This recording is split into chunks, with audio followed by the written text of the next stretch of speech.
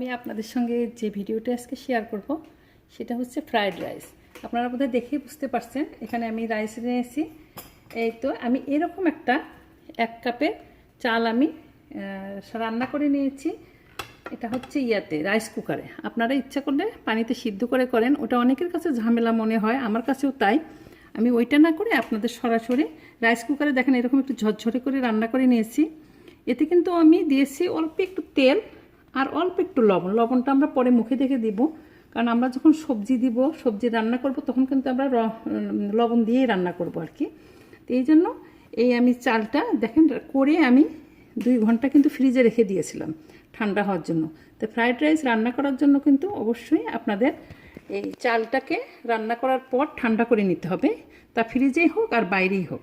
তবে ফ্রিজে করলে খুব তাড়াতাড়ি হয়, এই জন্য আমি করছি। এখন কিন্তু আমরা মূল রান্নায় যাওয়ার আগে আপনাদের আমি দেখাবো আমি কিভাবে করব। এটা কিন্তু আমি চিকেন ফ্রাইড রাইস করব। তো চিকেন করতে গেলে অবশ্যই চিকেন এরকম ছোট ছোট করে নিতে হবে। তার সঙ্গে কিন্তু আমি 3টা ডিম দিব, আর তার সঙ্গে দিব হচ্ছে দেখেন কুচি করে কাটা গাজর আর সবুজ ক্যাপসিকাম আর হচ্ছে লাল ক্যাপসিকাম দিয়েছি আর বরবটি। এই বরবটিটা কিন্তু আমার ফ্রিজে ফ্রোজেন করা ছিল, আপনারা ফ্রেশটা থাকলে ফ্রেশটা দিবেন, আমার ছিল না তাই আমি এটা দিয়েছি। আর আমাদের দিতে হবে কাঁচামরিচ ফালি, আর দিতে হবে পেঁয়াজটা আমি ঠিক ওই সবজিগুলো যেমন করে কেটেছি ওরকমই নেওয়ার চেষ্টা করছি। আপনাদের ইচ্ছা মতো আপনারা ফালি করবেন। আর এটা হচ্ছে পেঁয়াজের পাতা, এটা কিন্তু অপশনাল, এটা আমার ডিপ করা ছিল, এটাও আমি আজকে ইউজ করে দেখাবো আপনাদের। ডিপ করা দিয়েও করা যায় সেইটাই। তারপরে আমরা এখন আসি, ডিমটা ভেঙে নেই একটা বাটিতে। এই তো আমরা 3টা ডিম আগে ভেঙে রাখবো, দেখতে হবে ডিমটা ভালো কিনা, কারণ সবগুলো যদি আপনারা একসঙ্গে দেন একটা একটা করে দিলে তাহলে বোঝা যায় ডিম ভালো কিনা খারাপ। এই ডিমটা এখন আমি নিয়ে ফেটে আলাদা করে রেখে দিব। তারপরে আমি আপনার ইচ্ছা করলে একটু কম অথবা বেশি ডিমটা দিতে পারেন, এটা আপনাদের ইচ্ছা। এখানে কিন্তু ডিমটার জন্য আমি খুবই সামান্য একটু লবণ দেব, কারণ আমি সব সবজি আর রাইসে দিব। এখানে একটু লবণ দিয়ে এই ডিমটা একটু ফেটে আলাদা করে রাখবো। আমাদের এখন চিকেন ফ্রাইড রাইস যেহেতু করব, চিকেনটাতে অবশ্যই আমাদের কিছু না কিছু মশলা দিতে হবে। তার মশলার মধ্যে আমি কিন্তু আধা চা চামচের মতো, খুব বেশি না, আধা থেকে 1 চা চামচের মতো আদা রসুন পেস্ট দিচ্ছি। আমি খুব বেশি দেওয়ার দরকার নেই, এটা একটা স্ট্রং ফ্লেভার হবে। আর কিছু লবণ দিতে হবে, অবশ্যই এখানে কিছু লবণ দিতে হবে আপনাদের, লবণটা ভিতরে ঢোকার জন্য। আর একটু দিতে হবে সয়া সস দিয়ে। ফ্রাইড রাইস অবশ্যই আপনাদের সয়া সসটা লাগবে, একটু সয়া সস দিয়ে আমি এটা একটুখানি ম্যারিনেট করলে ভালো হতো, দরকার নেই। আমি এখন সরাসরি দিয়ে রান্না করে আপনাদের দেখাচ্ছি। ভিউয়ার্স, এই তো আমাদের রান্না শুরু করে দিচ্ছি। তা এখন আমি দেখাচ্ছি এটা রান্নার সময় আপনারা ইচ্ছা করলে তেল দিয়েও করতে পারেন, তবে যেহেতু রেস্টুরেন্ট স্টাইলে করছি তাই আপনাদের কিন্তু একটু বাটারটা দিতে হবে। এর সঙ্গে আমি কিন্তু শুধু বাটার দিয়ে করব না, আমি বাটার এবং তেল মিশিয়ে করব। আমি এর সঙ্গে একটু তেল এবং বাটার দিচ্ছি। এখন যখন এই তেল বাটারটা আমার গলে যাবে তখন আমি মুরগিটা দিয়ে রান্না করতে থাকবো। এখন আমাদের চিকেনটা এখানে দেব ফার্স্টে। চিকেনটা দেওয়ার পর আমরা নেড়ে চেড়ে কিছুক্ষণ রান্না করব। চিকেন রান্না হয়ে গেলে আমি দেখাবো কীভাবে করতে হবে। ভিউয়ার্স, এই দেখেন আমি 2 মিনিট রান্না করলাম, আমার কিন্তু চিকেন হয়ে গেছে অলরেডি। এই মুহূর্তে আমাকে সবজিগুলো দিতে হবে। এখন আমার চিন্তা করতে হবে কোন সবজিটা আমার সিদ্ধ হতে বেশি সময় লাগে, আমি সেইটা আগে দেবো। এখানে অবশ্যই আমাদের সিদ্ধ হতে সময় লাগবে গাজরটা। এই গাজরটা আমি একটু আগে দিয়ে একটু রান্না করে নেব, তারপরে আমি দেবো অন্যান্য সবজিগুলো। চাইনিজ রান্নার একটা মূল হচ্ছে আপনাকে কিন্তু হাই জালে রান্না করতে হবে পুরো সময়টাই। আপনি কিন্তু কখনোই লো জালে করলে সবজি বেশি সিদ্ধ হয়ে গেলে তখন কিন্তু আর ভালো লাগবে না আমাদেরকে, আর খেতে মজা থাকবে না। এটা কিন্তু খুব সিদ্ধ হওয়ার দরকার নেই, কারণ গাজর কিন্তু আমরা অলরেডি ওইরকমই খাই, কাঁচা কাঁচাই তো খাই, অনেক সময় সালাতেও খাই। এর তো এখন গাজর অলমোস্ট সিদ্ধ হয়ে গেছে। এই অবস্থায় আমি দেবো বরবটিতেও একটু সিদ্ধ হতে সময় লাগে। আর ক্যাপসিকাম তো পরে খুবই তাড়াতাড়ি সিদ্ধ হয়ে যাবে, ওটা আমি পরে দেবো। এখন আমি দিলাম আপনাদের বরবটিতে একটু কিছুক্ষণ নাড়বো।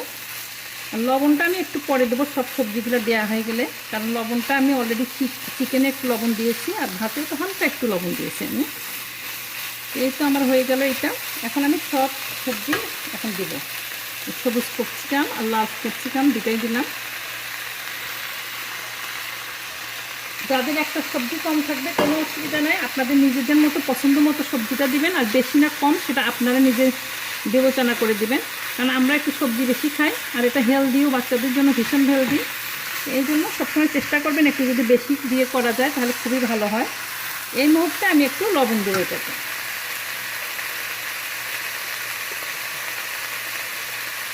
খুব বেশি লবণ দেওয়ার দরকার নেই, এটা আধা চামচের মতো আমি লবণ দিলাম।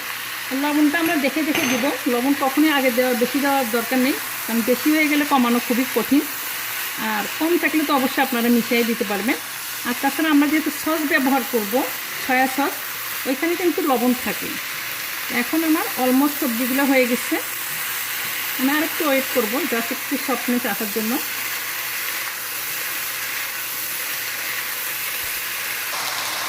ভিউয়ার্স, এই দেখেন আমি 1 মিনিট 1.5 মিনিটের মতো রান্নার পর দেখেন সুন্দর একটা আসছে। এই অবস্থায় আমাদেরকে দিতে হবে এই যে কাঁচামরিচ ফালিটা। অবশ্যই আপনার কাঁচামরিচটা দিবেন, এটা আপনাদের বাচ্চারা খেলে একটু বেশি খাওয়াবেন।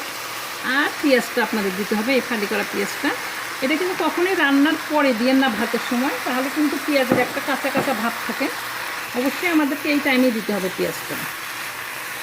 এই পেঁয়াজটা দিয়ে কিছুক্ষণ নাড়াচাড়া হয়ে গেলে আমি ডিমটা এবং রাইসটা দিয়ে আপনাদের দেখাবো। ভিউয়ার্স, এ তো দেখেন আমার সবজি হয়ে গেছে।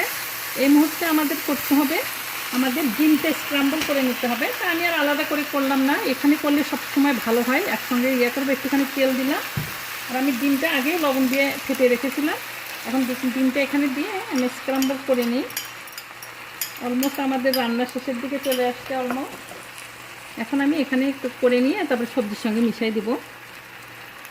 আপনারা ইচ্ছা করলে সবজিটা আলাদা করে নামাই করতে পারেন, তবে এখানে করলে সুন্দর সফট হবে সবজিটা, সবজির সঙ্গে মিশাতে সুবিধা হয় আর কি।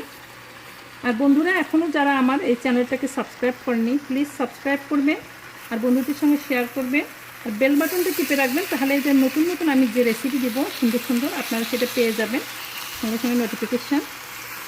তাহলে আমি এখন দেখাবো, এখন এইটার সঙ্গে মিশাই দিচ্ছি, দিয়েই কিন্তু আমি এখন রাইসটা দিয়ে দেবো। এখন আমার অলমোস্ট হয়ে গেছে, প্রায়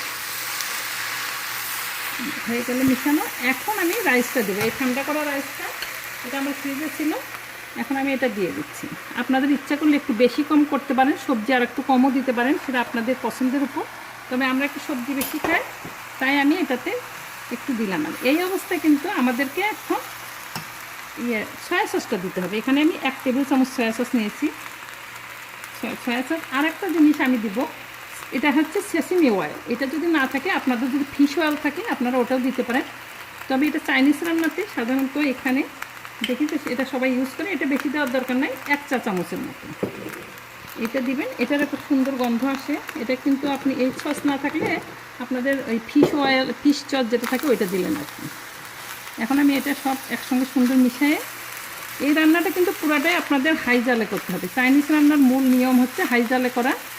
এখন এটা মিশিয়ে আর একটা ইনগ্রিডিয়েন্টস অবশ্যই বাকি আছে, সেটা আপনাদের দেখাতেই হবে।